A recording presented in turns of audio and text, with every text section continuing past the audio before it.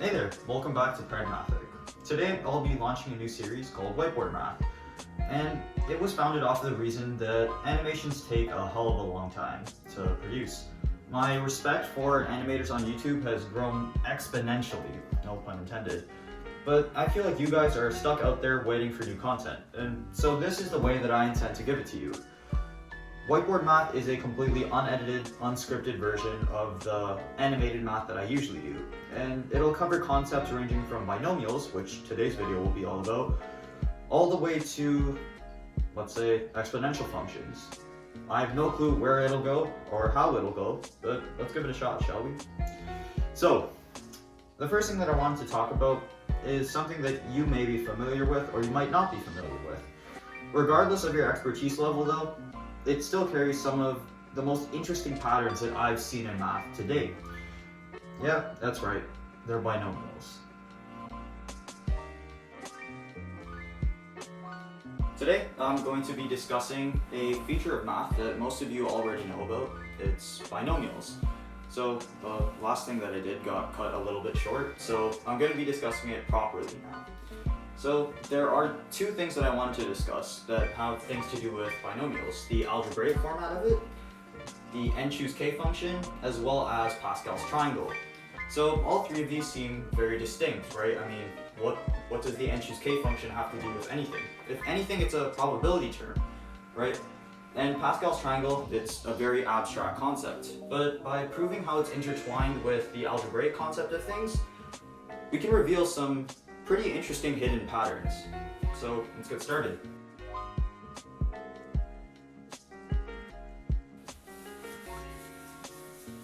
So first off, I'd like to prove a very interesting fact about Pascal's triangle. If we draw this out real quick,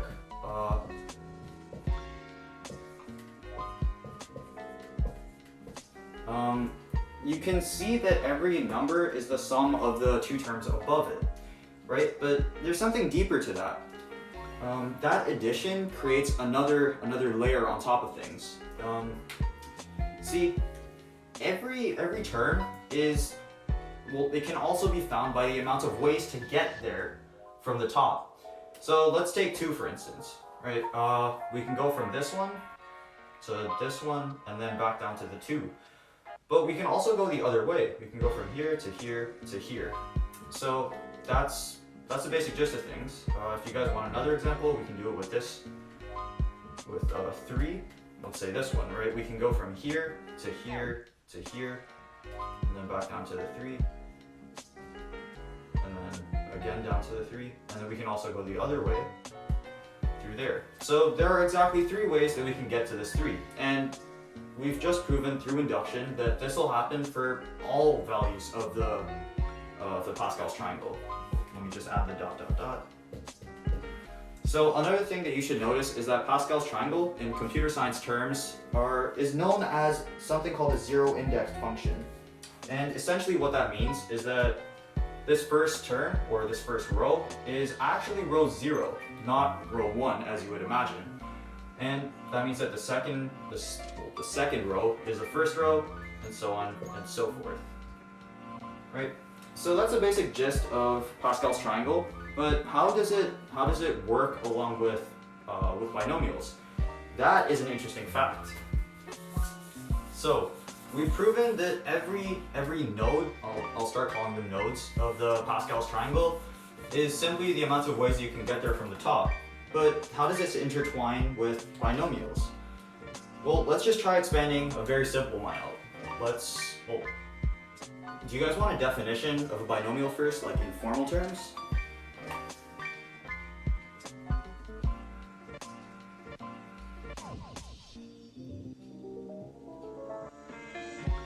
Alright. So a binomial is defined as an expression of 2 terms, and it's usually raised to some power n, okay? And if we set n equals 2, then we can expand this out as a plus b times a plus b.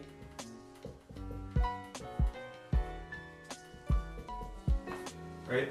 And essentially what that means is that, like, if we expand this out once again, we will get a squared plus ab plus AB, and then plus B squared. So where did we get these two ABs from? Excuse me.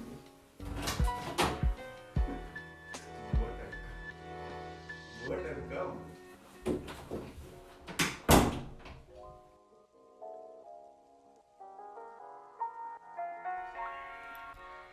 Alright, I am back. Sorry for the interruption.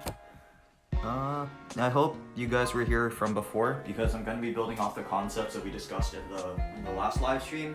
And also, the video isn't backwards anymore. I don't know why that happened. I think it was because I was recording in portrait.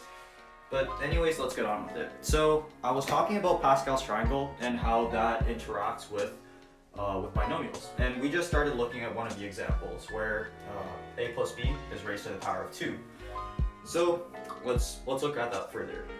We started to expand this expression out, a plus b times a plus b, and we got over here. And I wanted to stop here for a very specific reason. It very accurately shows how these values interact. The final equation that we get from this, of course, is that a plus b to the n is equal to a squared plus 2ab plus b squared, right? But this 2ab comes from the addition of these two, right? And if you can't tell already, that ties into Pascal's triangle, because the operation of these is exactly the same, right? And I've already discussed the roots that you can take in Pascal's triangle to get to a single term, and that's exactly what we can do here. Let me just get my marker.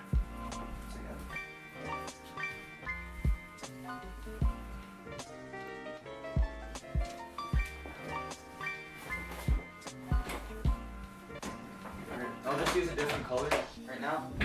So in any case, so the roots that we'll take for this to get to the 2ab is by multiplying this a with this b, so the outside ones as well as the inside ones. So this is similar to Pascal's triangle, because with Pascal's triangle, if we draw this out, to get to the 2, we can take two roots, right? We can go from here to here, and then from here to here, as well as from here to here. So this is sort of a representation of a and b, right?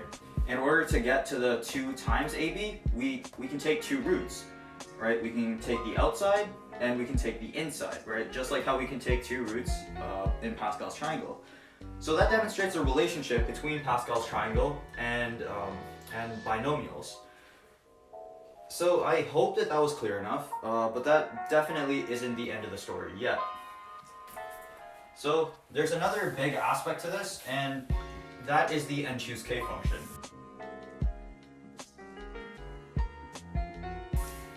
If you don't already know what that is, have no fear. I'll explain all of it.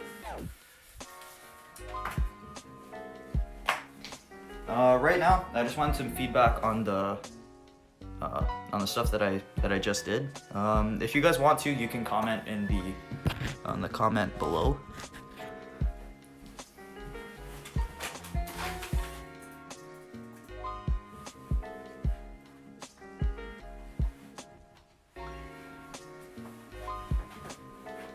Okay, so now we'll be covering the binomial coefficients, right? I just demonstrated the relationship between Pascal's triangle and the algebraic representation of a binomial raised to the nth power. So there's another way that we can do this, and that is through a very special function called n choose k. It's commonly represented as this, and there are two ways that I can explain this. One is the function itself, and the other way, which I'll choose to do, is the geometric and physical representation of it. So let's get started, shall we? Just as a primer, the actual n choose k function is equal to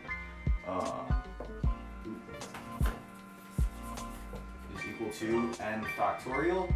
And for those of you that don't know what factorial is, like the factorial of a number x, let's say x is equal to 2, it's just 2 times 1, right? And if it were equal to 3, and it would be 3 times 2 times 1. Alright, so usually we can omit the 1 in both of these, but we just leave them in for clarity's sake. If we were to do this in a proper function form, then well, I don't think you guys need that. But in any case, the formal definition of n choose k is n factorial, all divided by n minus k factorial times k factorial. Okay, so all of this seems pretty arbitrary for now, but there's a very, very beautiful geometric representation of this, and well, it's more physical than geometrical, really. But let's get started. It ties in probability, which I know isn't everybody's favorite subject, but it ties it along with binomials. And I'll also tie it back into Pascal's triangle in a sec.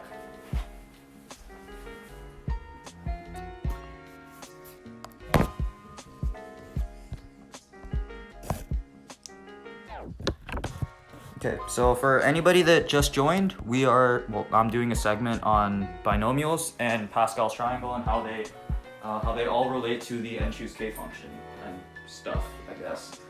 So let's get on with it, shall we? So the n choose k function itself functions. Well, I just wrote it out. I'm not gonna write it out again, but in any case, let's say you have 5 blocks, right, or 5 circles. Well, actually, I'll just choose a simpler scenario. Let's say we have 3 circles, right? The amount of ways to choose any group of these would be 3 factorial, right? That would be, well, the amount of ways that we can order these 3. Let me just show you. So let's color this one green, this one, this one red, and this one blue. So the amount of ways that we can swap around these, or the order of them, is 3 factorial. So 3 factorial is equal to 3 times 2 times 1. Right, so I'll just show you all of the possible combinations, and this is equal to 6. We have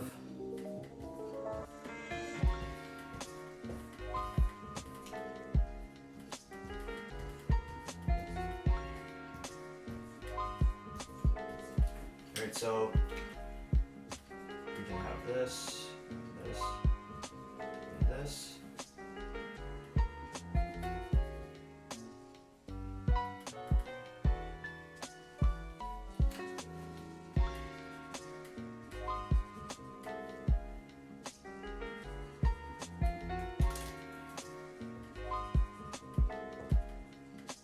Okay, I'm too lazy to finish this diagram, but you get the point. There are exactly 6 ways to reorder these. But the problem still remains, what happens if we don't want 3, what happens if we want to choose 2? How many possible ways can we choose 2 from the sequence of 3? That's where the n choose k function comes in. You see, the problem that we're dealing with is the value of 3 choose 2, okay? So that's commonly represented as this, and for I'll just rewrite the function again in terms of its algebraic components. That's n factorial over k factorial, right?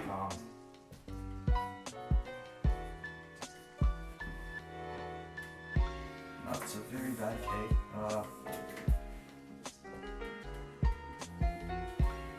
Times n minus k factorial.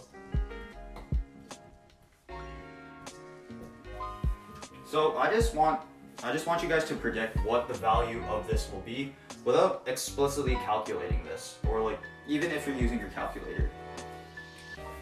I'll give you a second.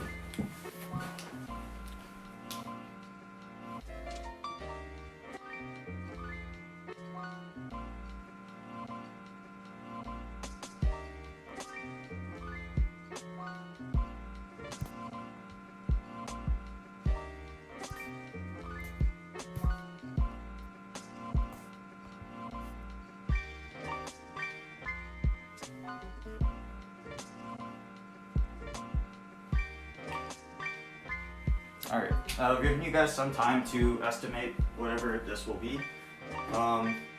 So let's just substitute 3 as n and 2 as k. Alright, don't worry if you don't understand exactly what this formula means. I'll show you how it works and why it works in a second.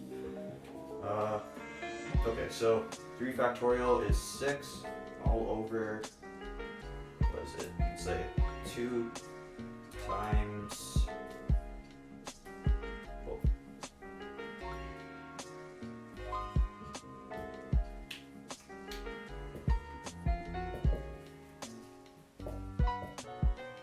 over 2. So, what does this mean? Well, it means that there are exactly 3 ways for us to take any 2 of these, right? Let me just draw this out. So we can take these 2, right? This green one and this red one, or we can take this green one and this blue one, or we can take. You can take this red one and this blue one. So that makes sense and all, but how does it tie into binomials? Well, I've already discussed how binomials tie in with Pascal's triangle, but the n-choose-k function ties into both of those because, once again, it's the amount of ways that you can group something. But more importantly, it's the amount of ways that you can get a certain group from a different group, right? If you can sort of understand what I'm talking about when I put it into context, okay? So erasing these 3 circles, let's just construct Pascal's triangle again.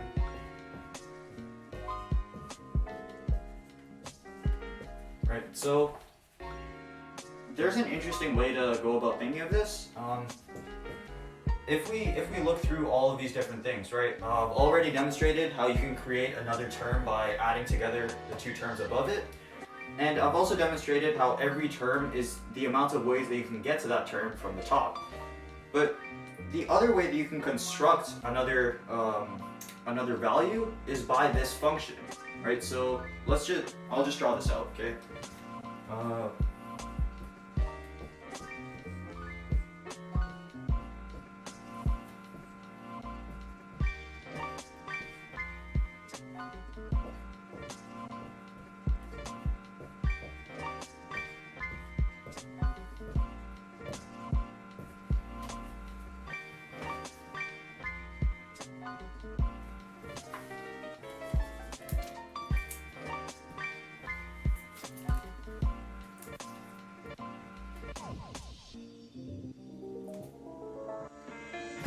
Okay, so I made the same mistake as I was showing you guys from before. I was talking about how Pascal's triangle is a 0 indexed array, and I just made the mistake of having it a 1 indexed array. So this would actually be 0, choose 1, and this would be 1, choose 1, and then 1, choose 2. Then, no, that would also be 1, choose 0, and 1, choose 1.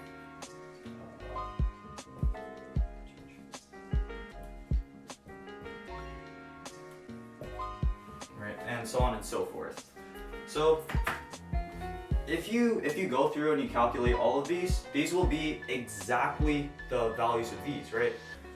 So this demonstrates the relationship that the n-choose-k function, not only does it demonstrate how, like, the probability of something, it also demonstrates the amount of, like, it also demonstrates the groups that you can create out of a set amount of objects, okay? And tying that into Pascal's triangle a little bit more, every single one of these, in the field of combinatorics, the reason that this works is because, once again, like, let's just pick this, right? 2, choose 1. How many ways are there to construct one group out of 2 objects? So going back to the circle idea, let's have 1 red circle and 1 green circle. Okay. Obviously, there are 2 ways to choose one object, right? You can either have the red circle or you can have the green circle. Okay. And if I rephrase that, then you'll understand how it works along with Pascal's triangle. So every one of these objects, you can consider them as a value, okay? Because the amount of routes that you can take you can represent those as objects as well. So every single one of these objects, you can represent them as a route. Well, every one of those groups. So when you have to choose one, that all that you're saying is how many ways are there to get to 2, because every single one of these routes you can treat them as a group, and that's exactly how the n-choose-k function ties in with with the Pascal's triangle. And because it ties in with the Pascal's triangle, it ties in with binomials. Now, instead of thinking about Pascal's triangle as an abstract geometric concept, we've established how it can be dealt with algebraically. And essentially what that means is, excuse me.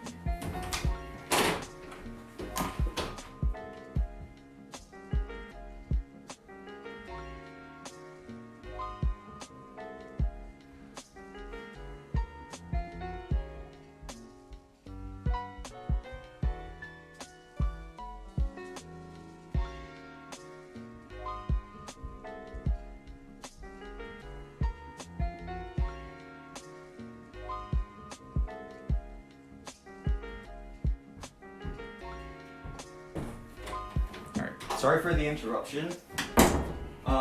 Where was I?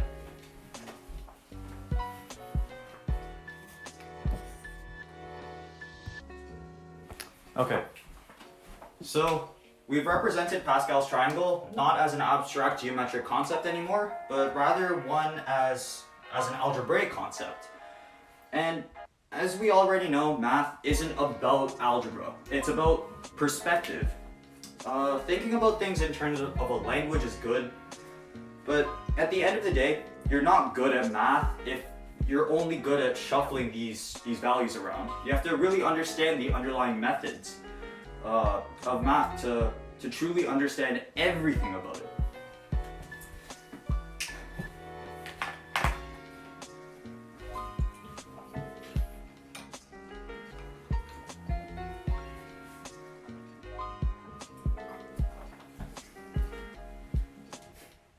So I'll let you guys take a look at that right now.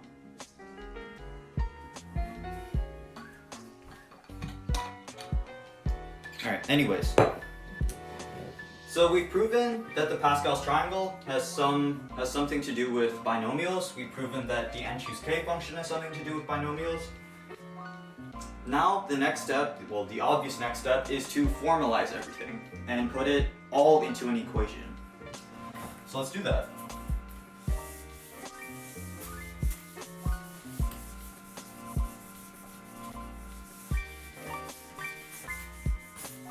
So all of this will be uploaded to the Pragmathic channel soon enough.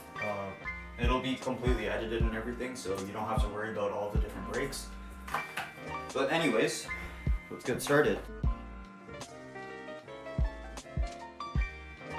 So going back to the idea of, let's say, a plus b squared. We can derive a squared plus ab plus ab.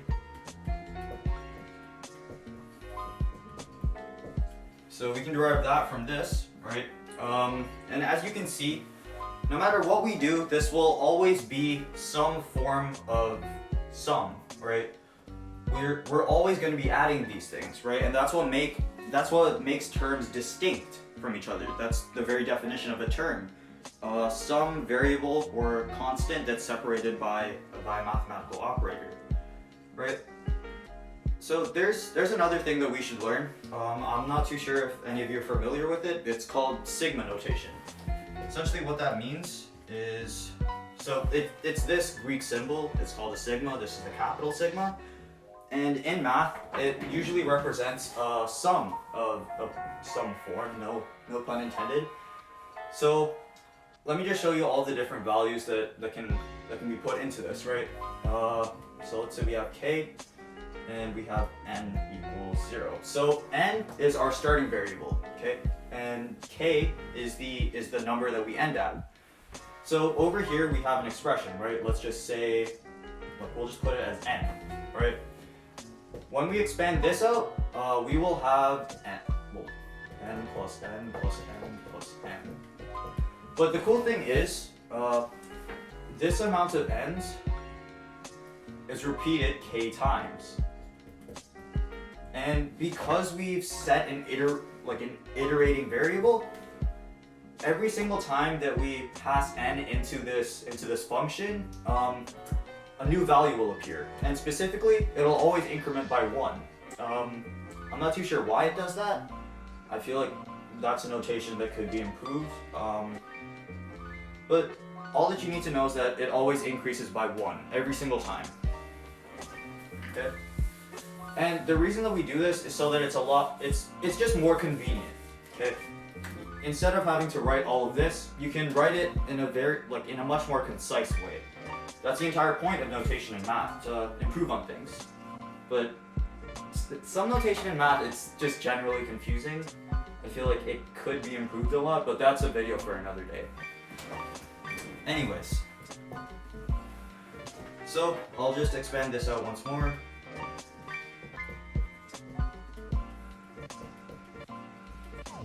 And I'm gonna label some more interesting pieces of this equation. Alright, so we've already talked about these coefficients and how you can calculate them in a different way, apart from the algebraic representation of it itself. But now let's talk about these exponents. Those, I feel, are more interesting because of the pattern that they have, right? If we label these ones as well, you can see that, let me just label it in its entirety.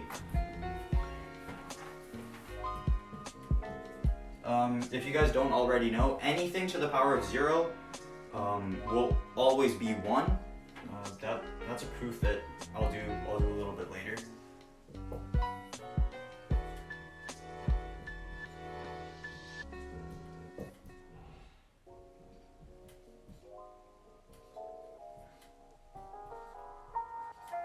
Okay, so over here, I want you to split these, all of the A portions of the terms up and all of the B portions of the terms up, along with their coefficients. So this will be 1, A to the 2, and B to the 0. This will be 2, A to the 1, and B to the 1. And this will be 1, A to the 0, and B to the 2. So notice something interesting about these exponents. The B term is always increasing and the A term is always decreasing. And that just tells us that there's a pattern. Okay? We can use that pattern to create our formula for, just the general form of a binomial raised to the nth power. Okay? So let's try doing that. If we go back to our sigma notation, I'll represent this as always in sigmas. Okay, so because we have an exponent of 2, again, all of this is just trial and error for now, so I might make some mistakes. Because the exponent is 2, I'll just say that we're going to iterate all the way up until 2. So in our case, k is going to be equal to 2. Okay, so right now, just for the sake of simplicity, I'm going to eliminate all the coefficients from this right now. And then from here, it's pretty easy to create an expression for this. Because the A term is always decreasing and the B term is always increasing, we can have a variable called n, right? Because B is always equal to 0 at its very beginning, we can have this equal to 0. That'll be our iterator variable.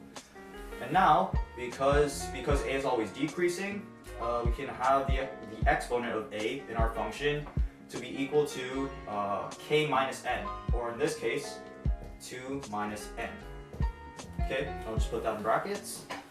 And because b is always increasing, we can multiply this by b and set its exponent equal to n. So I want you guys to just look at all of this and try to understand it a little bit more. It's going to be pretty crucial in the next couple of steps.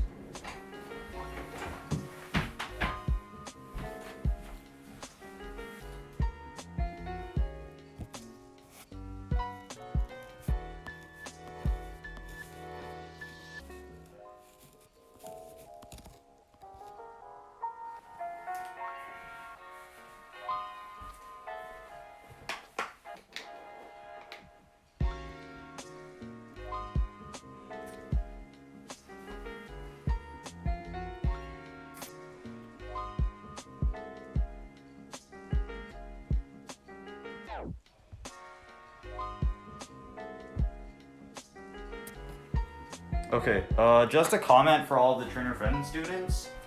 You guys might remember binomials from our first IP. Everybody hated that, so I just wanted to try and make it a little bit enjoyable. That comment was directed at Ganesh especially.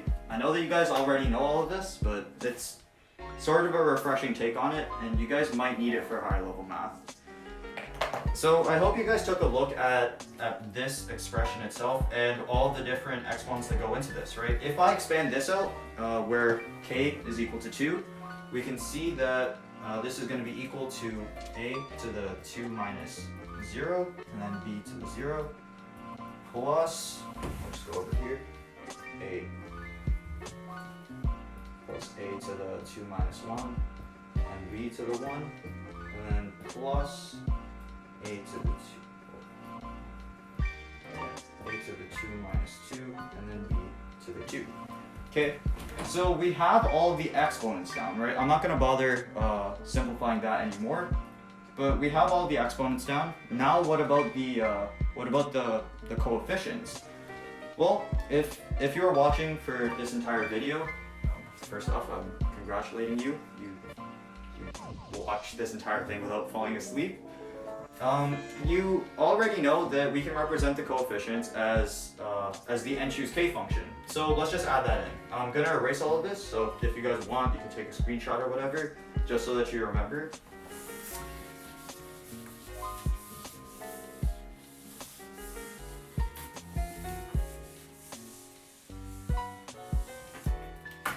So yeah, that's the basic gist of things.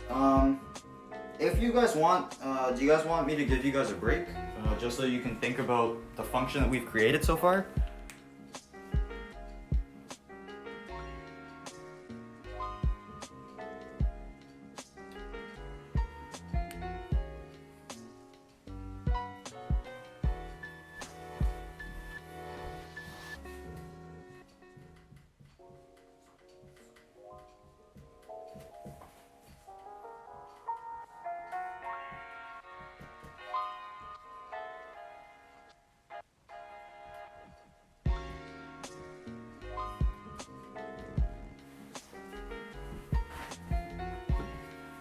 Okay, so for now, we don't exactly know what the coefficients of this pattern are going to be, right? We have no clue what the exponent of that binomial is, but we're going to be repeating it that amount of times. So we need a general purpose formula for that. And for now, I'll just represent this as I'll just represent the coefficient as some unknown function f of x. Right? But maybe it's two-dimensional, so I'll just add in 2 inputs.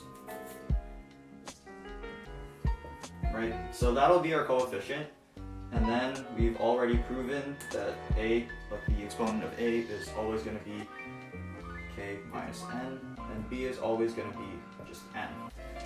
So putting our n choose k formula to work, we already know that f of x, y is going to be always going to be n x factorial in this case.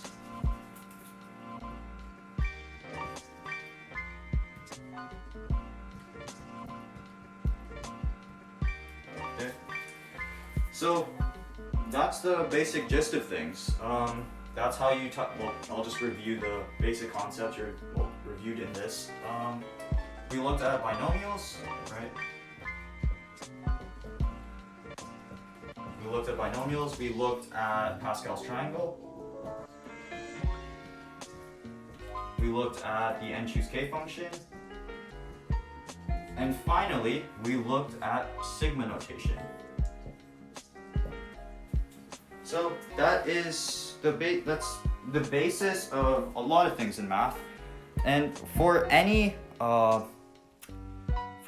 for any large binomial, this is exactly what you're going to be using, right? Instead of having to go through Pascal's triangle itself and find all the different coefficients, there's a handy function in your calculator. It's called n choose k. Well, it's going to be n choose r on your calculator, and you can literally just use that to find the coefficient of any value in Pascal's triangle. and by finding that value in Pascal's triangle, you will have found it for that binomial. Thank you.